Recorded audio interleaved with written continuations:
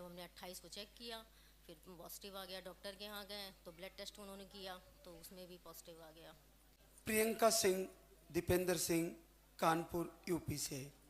आपको PCOD, MH लो, IUI भी करवाए और आपको 2 महीने का आयुर्वेदिक आहार लेके गई थी, 3 महीने का लेके गई थी और आपको 8 साल बाद पॉजिटिव रिजल्ट आया है।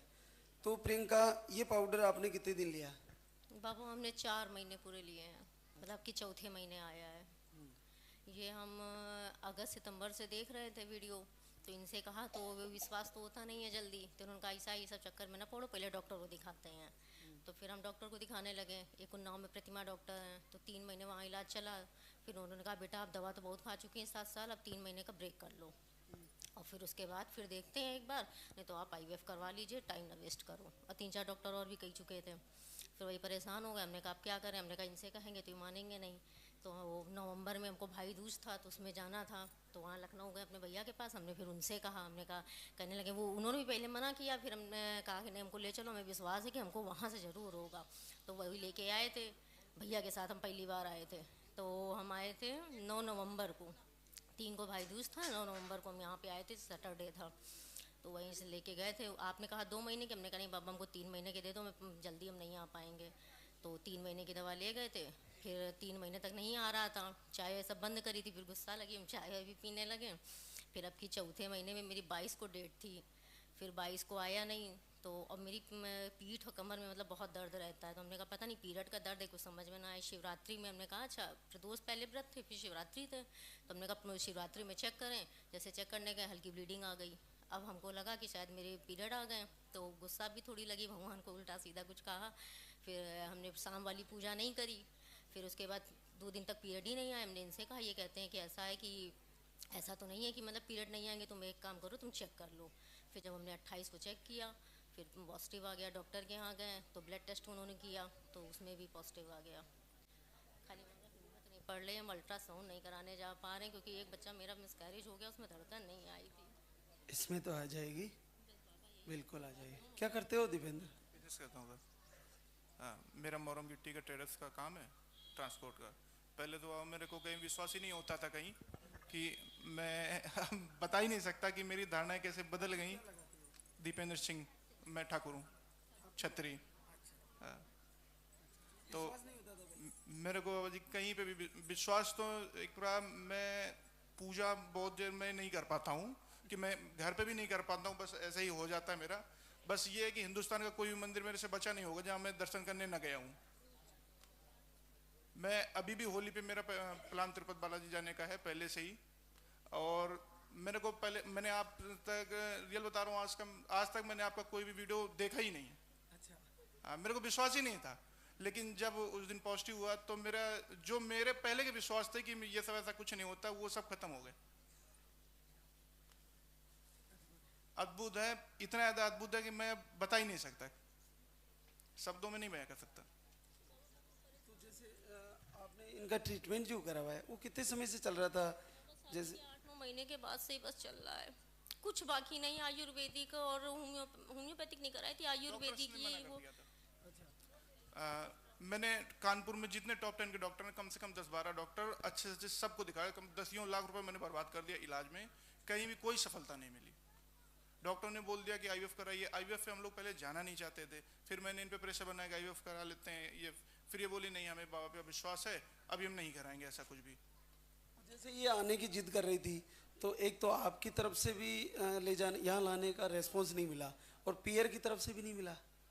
हाँ, तो फिर कैसे आ पाई तुम यहाँ? नहीं बताया था इन्होंने। अच्छा, आपको बताया नहीं? नहीं, मैं जब ये यहाँ पे आई थी तो मैं उस समय यहाँ पे खाटू श्याम और बालाजी दर्शन करने आया था, और इन्होंने मेरे को नहीं बताया कि मैं भी यहाँ पे आ रही हूँ।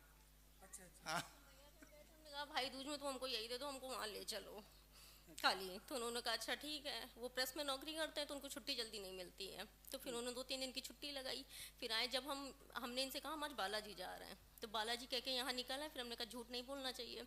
फिर जब यहाँ दर्शन कर लिए तब हमने इनसे कहा हम लाल आगे उनके सरकार के हम दर्शन करके आ रहे हैं, हाँ अब हमको रिजल्ट मिलेगा। लेकिन जब 3 महीने नहीं आया तो बाबा बहुत थोड़े दुखी हो गए थे कि अब यहाँ से भी विश्वास मेरा ये भी ऐसा होगा क्या। तो जैसे ये आरती पूजा कर रही थी, तुम्हें बुरा नहीं लग रहा था ये क्या कर रही है? बुरा लगता था, बहुत ज्यादा बुरा लगता था कि ये शाम को 2-2 घंटे आरती पूजा करती थी, मुझे पसंद नहीं रहता था ये। लेकिन अब ऐसा लगता है कि नहीं, सब उसी का चमत्कार है, मेरी तो सोच ही गलत थी। अब बस यही कामना है कि जो भी हो नन्ना मुन्ना स्वस्थ हो। बिल्कुल, प्रियंका दीपेंद्र बहुत अच्छी। कर रहे हैं, आप एक बार संकल्प कर दो कि हम बच्चा लेके आए आपके घर।